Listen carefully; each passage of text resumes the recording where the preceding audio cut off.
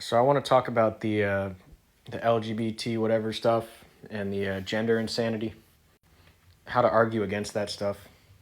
So a simple way to do it is to identify their limitations on intercourse and and use their own reasoning to show that they contradict themselves. So you find their limitations. Sometimes they don't have limitations, okay, and those ones are usually outcasts. Okay, they're like generally, and those ones that don't have limitations also vote Democrat. But generally, the community, they have limitations such as incest, bestiality, pedophilia, and they have a reasoning for why they have those limitations. And you just identify that reasoning, and you're likely going to be able to use that reasoning against their argument for homosexuality. And you could also use it to argue about polygamy and stuff. So, for example, I was talking to a homosexual. Um, they were asking me why I don't think homosexuality is a good thing, and I asked them questions to establish a basis of limitations on intercourse and the reasoning behind it. So I asked them about bestiality. I was like, "Do you believe bestiality is okay?" They said no. The animals can't consent. So consent is a limitation for them for intercourse. So I was like, how can the animals not consent? What if a dog starts humping you and stuff? Is that not consent? What if a bird literally says that it wants to have intercourse with you? Is that not consent? What if a chimpanzee sign languages to you that it wants to have intercourse to you? So, does it have to be verbal? Okay, even if it is verbal, you apply it to other situations. Like, what about people that, can't speak and stuff? Are they never allowed to have intercourse and stuff like that? Like, you start having all these questions when they say consent is the limiting factor. You could talk about, well, kids could verbally, say that they want to have intercourse, but they still can't consent because they're not, able to, right? So when you're talking about consent, you delve deeper into, what that entails. So I was like, so I'm thinking, okay, what about incest? Okay, these are both adults. All right, they can consent, but they're related. So, why do you not agree with incest?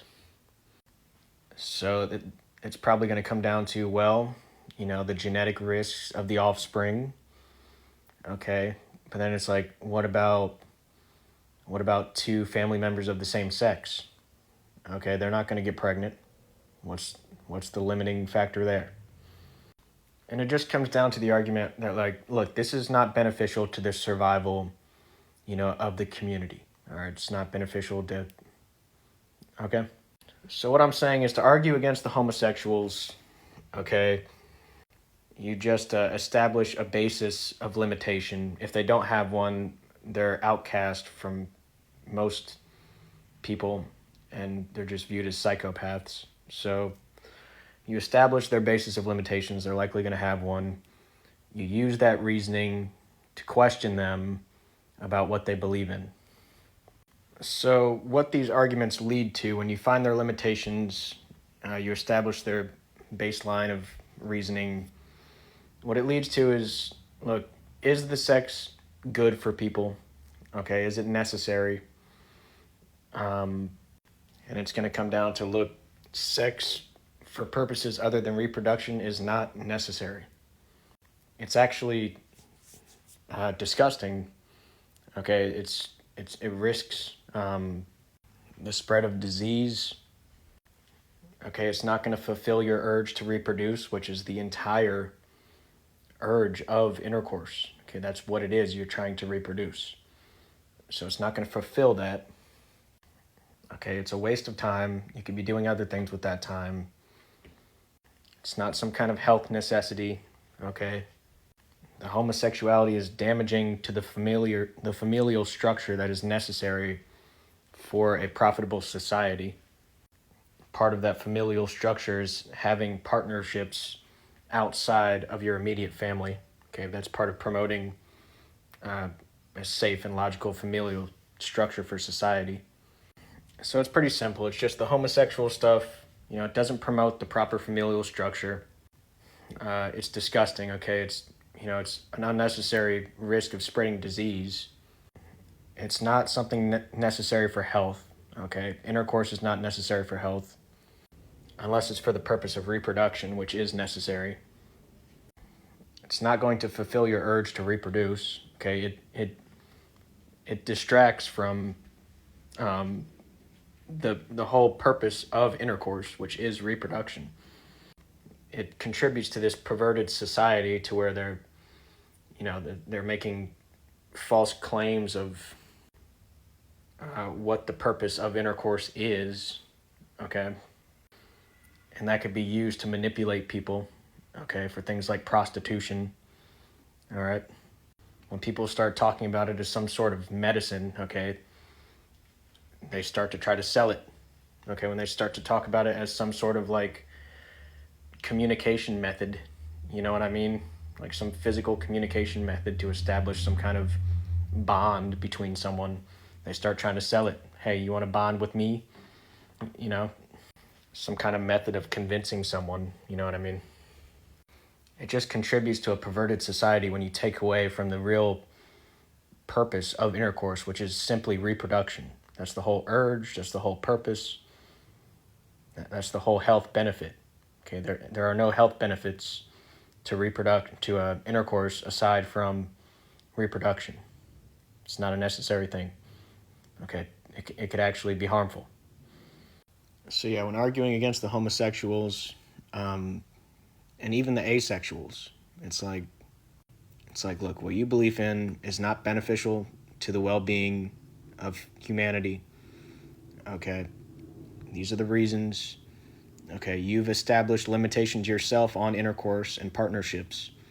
Okay, using your own reasons for your limitations, we can identify that what you're claiming to say is beneficial is not beneficial.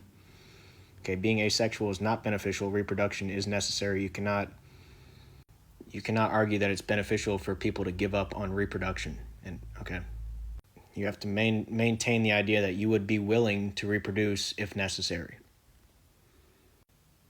So then, when it comes to gender insanity, that stuff's obvious. Okay, you're just disregarding scientific facts. You're disregarding language. Okay, the identification of traits. I recognize that the hermaphrodites and stuff are unique cases, but they are still labeled, okay, in accordance to their biology. For you to demand people to for them to identify you or someone else as something other than what their scientific designation is harassment. Okay, it's multiple crimes. Okay, harassment, defamation. Okay, you're trying to tell me that I'm wrong. Okay, for no.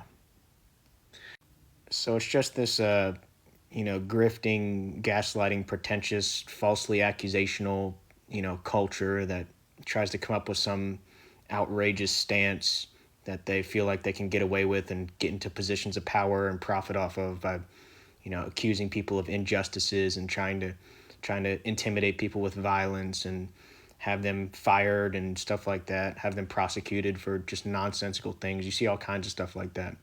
But this is one of those things. That's obviously a large enticing factor for these psychopaths to be homosexual, to change their genders and stuff. It's to try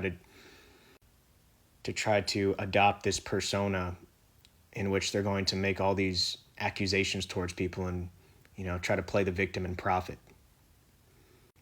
This illogical persona that's going to outrage people. It's a form of rage bait, and they're going to try to profit off of it, off of the attention, okay, off of their accusations, off of their manipulation. The urge for intercourse is reproduction. Okay, nobody has an urge to change their gender or to be a homosexual or an asexual. It's very simple. It's about survival. It's about maintaining a safe society. Okay, it's about protecting others. It's about fairness. Okay, all kinds of stuff like that. So it's simple to argue against. Just watch out for the for the disorderly